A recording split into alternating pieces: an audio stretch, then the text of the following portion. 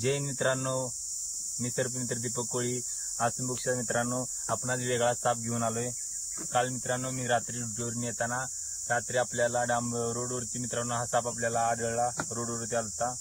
तुम्ही हा साप बघू शकता कोणता आहे मित्रांनो. साप रात्री आपण काय वेळ झाला तर त्याच्यामुळे काय आपण व्हिडिओ केला नाही.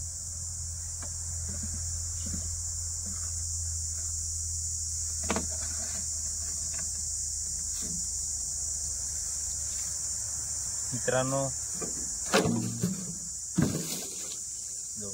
हा बघू शकता तुम्ही रेड सॅन्डबू. मित्रांनो याला मराठीत मांडूळ आणि 2 इंजनवाला साप पण मित्रांनो बोलतात.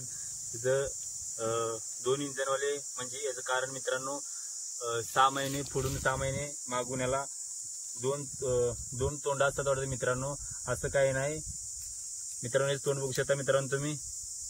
हा हे तोंड मित्रांनो आणि पाठीमागली सेम तसंच दिसतं मित्रांनो. ही शेपटाकडची बाजू असते मित्रांनो. शेपटाकडची बाजू असते मित्रांनो. हा साप म्हणजे एखाद्या प्राण्याने हल्ला केला तर मित्रांनो तोंड लपून मित्रांनो शेपूट पुढे घेत असतो. हे जखम पण तुम्ही बघू शकता मित्रांनो तुम्ही. जुनी जखम आहे मित्रांनो. आताही बरी झालेली आहे मित्रांनो. आपण आणि रात्री येताना मित्रांनो रात्रीच्या वेळी जरा लक्ष देत जावा सापांवरती. आपल्याला उन्हाळ्यामुळे मित्रांनो जास्त उकाडा आहे, त्याच्यामुळे हीट भेटण्यासाठी बाहेर येत असतात मित्रांनो असे सर्प.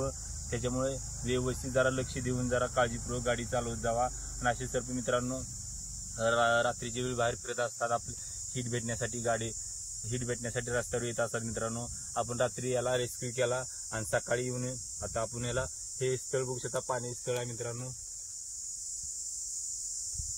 फॉरेस्ट इलाक्यामध्ये मित्रांनो आपण याला रिलीज करत आहोत मित्रांनो. याचं नाव मित्रांनो पुन्हा एकदा सांगतो. याला मराठीत मांडूळ बोललं जातं, इंग्लिशमध्ये रेड सॅन्डबू. मित्रांनो हा पूर्णपणे बिनविषारी सर्प आहे मित्रांनो आणि सगळ्यात गरीब साप मित्रांनो. आता आपण याला रिलीज करणार आहे. तुम्ही बघू शकता मित्रांनो. फुल साईजचा हवा मित्रांनो. बघू शकता.